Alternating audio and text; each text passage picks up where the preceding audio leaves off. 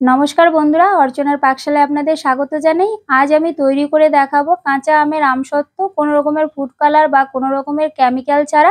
तो चलुन देखे नेওয়া যাক किभाबे आमी तैरी करछि।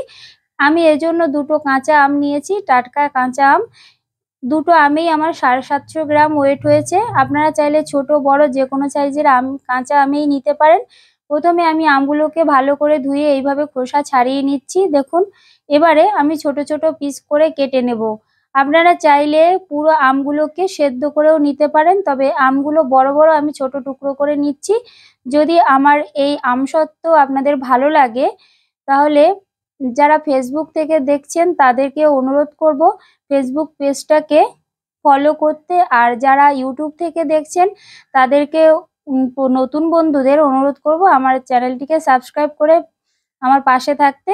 সমস্ত আমগুলোকে আমি ছোট ছোট টুকরো করে কেটে ভালো করে ধুয়ে নিচ্ছি। আপনারা চাইলে আগে থেকে মুছেও নিতে পারেন, তবে আমের যে একটা কষ থাকে সেটা আমি ছাড়ানোর জন্যই ধুয়ে নিলাম। এবারে শুকনো খোলায় আমি কয়েকটা শুকনো লঙ্কা ভেজে নিলাম।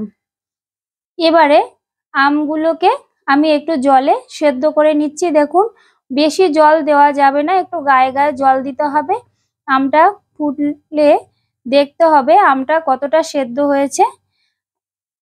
এখানে আমি কোনো নুন বা কিছু ব্যবহার করিনি, আপনারা চাইলে নুনটা দিতে পারেন। মোটামুটি 2-3 মিনিটের মধ্যেই আমটা সেদ্ধ হয়ে গেছে। আমটাকে একটু ঠান্ডা করে ছেঁকে নিয়ে তারপরে দেখুন এইভাবে আমি একটা ছাঁকনির সাহায্যে এরকম হাতে করে নিচ্ছি চামচের সাহায্যে। আপনারা চাইলে বড় কোনো ন্যাকড়া দিয়েও করে নিতে পারেন, সুতির ন্যাকড়া দিয়ে, তবে আমি এইভাবে করে নিচ্ছি, এতে বেশ ভালো হয়। দেখুন সমস্ত আমগুলোকে এরকম করে নেব আমি, যাতে এর বড় দানাগুলো না আসে, পুরো পাল্পটা পাওয়া যায়।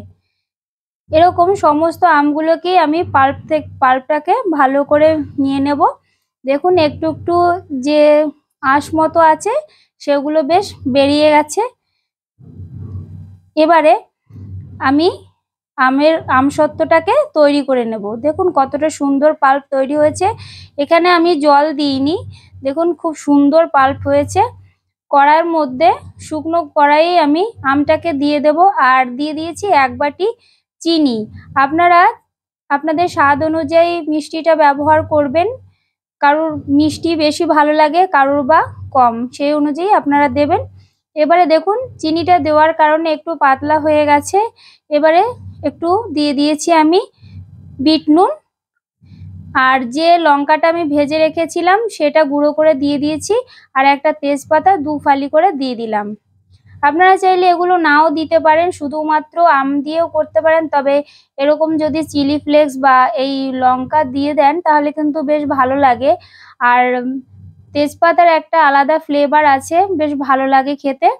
এবারে আমি দুটো স্টিলের থালা নিয়ে নিয়েছি, থালায় অল্প একটু তেল মাখিয়ে নিচ্ছি যাতে পরবর্তীতে উঠে যায়, সুবিধা হয় তুলতে।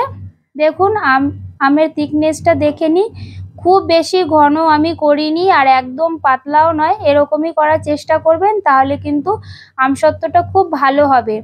আমি যেভাবে তৈরি করছি এভাবে আপনারা টিপসগুলো ফলো করলে একদম পারফেক্টভাবে এই কাঁচা আমের আমসত্ত্ব হবে। অনেকে বলে যে কাঁচা আমের আমসত্ত্ব নাকি হয় না, তো বাড়িতে এরকম ট্রাই করে দেখবেন, অবশ্যই হবে। আর খেতে একদম এত টেস্টি হয় আপনি না খেলে বুঝতে পারবেন না।